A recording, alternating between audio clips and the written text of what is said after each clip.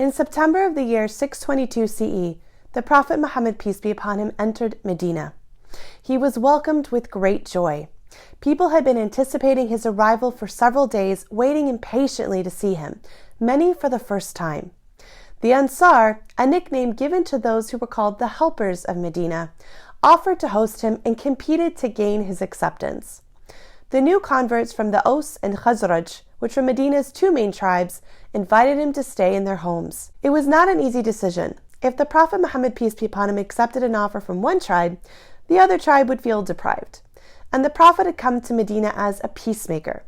The last thing that he wanted to do was stir up bad feelings between its people. But there was a third group of people in Medina, the Banu al-Najjar, and they were relatives of the Prophet, peace be upon him, on his mother's side. Now flashback about 50 years. The Prophet's mother Amina had traveled from Mecca to Medina, and she took her son Muhammad, whose father Abdullah had passed away during her pregnancy, to visit her family.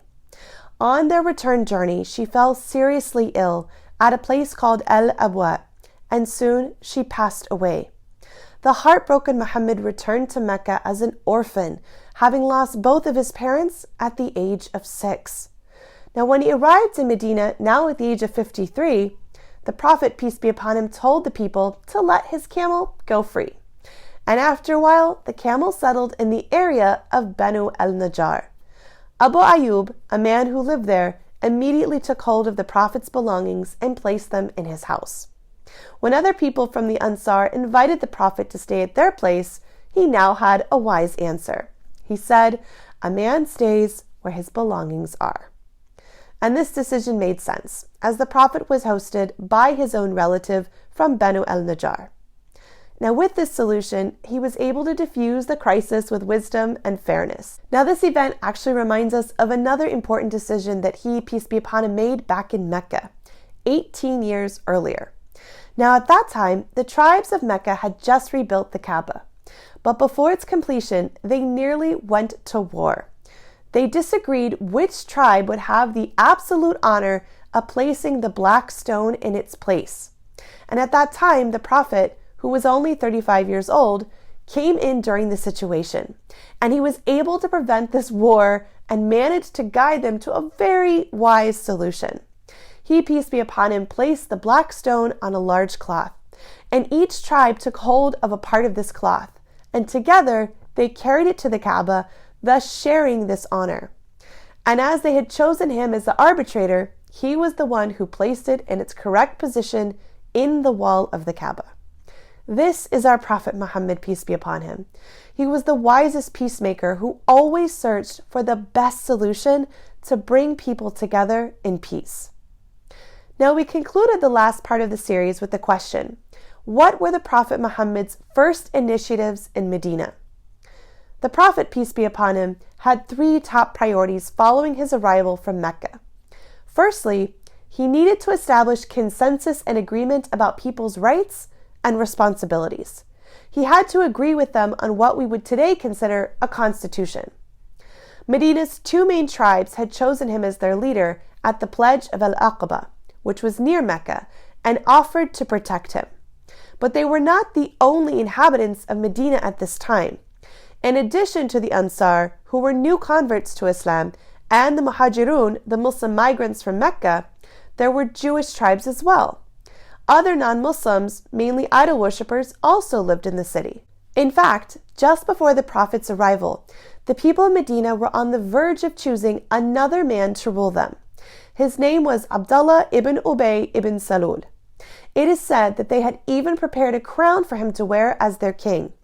But all of this changed when the Prophet, peace be upon him, arrived in Medina. And this man, Abdullah ibn Ubay, became a fierce enemy of the Prophet till the day he died, as we will see down the road. Secondly, the Prophet Muhammad, peace be upon him, needed to establish peace between all members of Medina, especially the Aus and Khazraj tribes, because they had been at war for many years, and so the new leader of Medina had an important role in helping them heal and overcome the memory of those wars. He also needed to integrate the migrants from Mecca, who were the new citizens of Medina, into society. And finally, he wanted to establish a masjid where the Muslims could pray, they could learn, they could practice their religion. Now, why did the Prophet Muhammad, peace be upon him, choose to start with building the masjid? Well, there were several reasons. First, Muslims in Mecca had spent most of the past 13 years being persecuted and praying in secret. In the first years of the revelation, they even hid from people the fact that they were Muslim for their own safety. They used to meet in a secret house called Al-Arqam.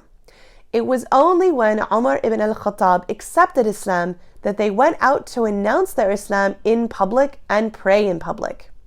As a consequence, most of those early Muslims were harmed by their own tribes and families. That persecution led some of them to migrate to Abyssinia and others later to Medina to safeguard their religion. But now they were in a safe new city, but they needed a place in which to worship Allah subhanahu wa ta'ala and learn their religion in peace. The Prophet's masjid was also to become a community center for many other activities. Muslims went there for meetings and deliberation, for celebrations, for education, for socialization, and even for medical care. There was another important practical reason for building the masjid first. Continuing efforts to achieve a common goal and working together is one of the best ways for people to get to know each other, and it gave the people of Medina a chance to get to know their new leader. It also gave the Prophet Muhammad, peace be upon him, more insight to understand his new community and get to know them better. This project was also another step in strengthening the relations between the new Muslims of Medina and the new citizens that came from Mecca. As we will see in the next video, the brotherhood and sisterhood between the Ansar and the Muhajirun is unparalleled in the history of mankind. And the masjid was their daily meeting place where this love and brotherhood grew and flourished. The Prophet Muhammad, peace be upon him, also led by example. He didn't just simply give orders and sit back to watch others work. After buying a piece of land for the masjid, he was one of the workers on the Muslim team. Like any other Muslim, he helped in the different stages of the project until it was completed. He set high standards and others followed. His style of management was always one of serving others and supporting them. It's often not easy for new converts to find a masjid that feels like home. Are you one of them? Is it taking time for you to find the right masjid? If so, you're not alone. Many converts in the West don't find a masjid near their home. Some have to drive or commute a long distance to get to the nearest masjid. And others might find that the people at their local mosque aren't the most welcoming to converts. If you face this problem, patience is an important key. And also to support you, there is an article on the About Islam website corresponding to this video, or part 17 in the Seerah for Converts series, where you'll find a link where fellow converts share a useful collection of practical tips on how to deal with this. Now, what happened next in Medina? More events will be detailed in the next part of this series, inshallah, so stay tuned.